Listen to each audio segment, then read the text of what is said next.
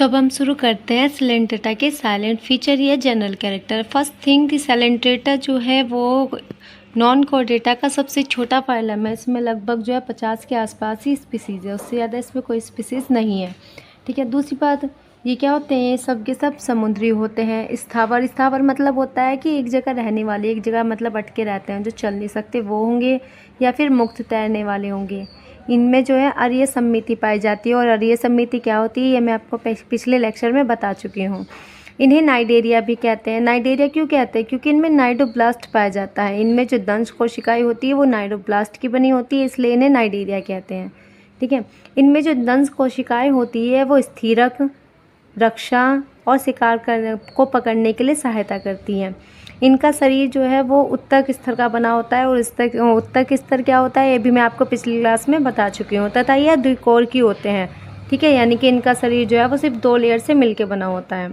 इनमें जो पाचन है वो अंतःकोशिकीय और अंतराकोशिकीय दोनों प्रकार का होता है। ये क्या होता है ये मैं पहले ही आपको बता चुकी हूँ। अगर आपको नहीं पता है तो आप मेरे चैनल पर जाकर पिछली वीडियोस देख सकते हैं। इनका जो कंकाल होता है वो कैल्शियम कार्बोनेट का बना रहता है। इनका जो शरीर होता है वो 2 आकारों में पाया जाता है, पहला पॉलिप और दूसरा मेडूसा। ठीक है। पॉलिप और मेडूसा जब ये आपस में बदलते रहते हैं, इसी को हम लोग अल्टरनेशन ऑफ जनरेशन यानी पीढ़ी एकांतरण कहते हैं, जो हम आगे पढ़ेंगे। अब हम बात करते हैं पॉलिप की। तो जो स्थावर होगा यानी कि जो एक जगह रुका रहेगा, जैसे आप देख रहे हो ये एक जगह रुका हुआ है। ठीक है। तो जो एक जगह रुका होगा, जिनका शरीर ऐसे बेलनाकार होगा, वो क्या होंगे? पॉलिप कहलाएंगे। ठीक है। जिन्हें हम ऐसे देखेंगे तो वो पॉलिप होंगे। और ये जो पॉलिप बनता है ये लैंगिक जनन जब होता है इनमें, तब जाके पॉलिप बनता है, यानी कि ये लैंगिक जनन के फलस्वरूप बनते हैं। ठीक है। ये इनकी हम देखते हैं मॉर्फोलॉजी, और इनकी एनाटॉमी कुछ इस प्रकार की होती है। इसका एग्जाम्पल है हाइड्रा। ठीक है। जिसे हम लोग एडम्सिया कहते हैं साइंटिफिक नेम में। इसके बाद हम देखते हैं इनकी बॉडी का दूसरा आकार, जिसे हम मेडूसा कहते हैं। ठीक है। तो मेडूसा क्या होता है? जो तैरता रहता है ना, उसे मतलब कि ये जो होते हैं छतरी के आकार के होंगे और मुक्त प्लावी होंगे, यानी कि इनमें ये जो है एक जगह बंधे नहीं रहेंगे, ये मुक्त जल में फिरते रहेंगे। और जो मेडूसा का निर्माण होगा वो अलैंगिक जनन के फलस्वरूप होगा। जैसे मैंने अभी बताया, मेडूसा क्या होते हैं? छतरी के आकार के होंगे। ठीक है। इनमें ये तो नहीं है ज़्यादा, इनमें ज़्यादा फीचर्स नहीं होते हैं। ठीक है। क्योंकि ये क्या है, प्रीमिटिव से डेवलपमेंट की तरफ बढ़ते जा रहे हैं। ठीक है। ये इसकी मॉर्फोलॉजी है, और ये इसकी एनाटॉमी। अभी बताया कि ये क्या होगा, छतरी के आकार का होगा। और दूसरी बात ये क्या रहेगा, मुक्त प्लावी रहेगा, मुक्त तैरता रहेगा जल में। इसका एग्जाम्पल है ऑरेलिया, जिसे हम लोग जेलीफिश कहते हैं।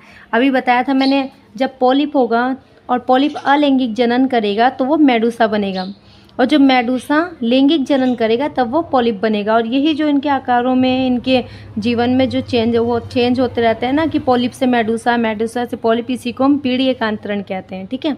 अब हम पढ़ते हैं इसका इम्पोर्टेंट टॉपिक, जो एग्ज़ाम के पॉइंट ऑफ व्यू से बहुत ज़्यादा इम्पोर्टेंट है।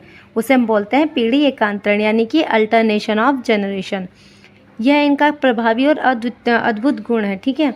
इसमें क्या होगा, पॉलिप और मेडूसा दोनों पाए जाएंगे। इसी को हम बोलते हैं पीढ़ी एकांतरण। यानी कि अगर हम सिंपल शब्दों में कहें कि जब किसी जीव में पॉलिप और मेडूसा दोनों पाया जाता है, तो उसमें क्या होता है, उसे जो है हम लोग पीढ़ी एकांतरण कहते हैं। ठीक है।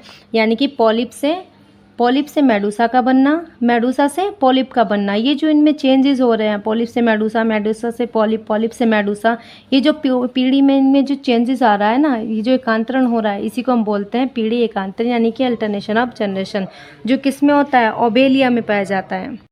पढ़ते हैं एग्जाम्पल ऑफ सिलेंट्रेटा, यानी कि सिलेंट्रेटा या नाइडेरिया के एग्जाम्पल्स। ठीक है।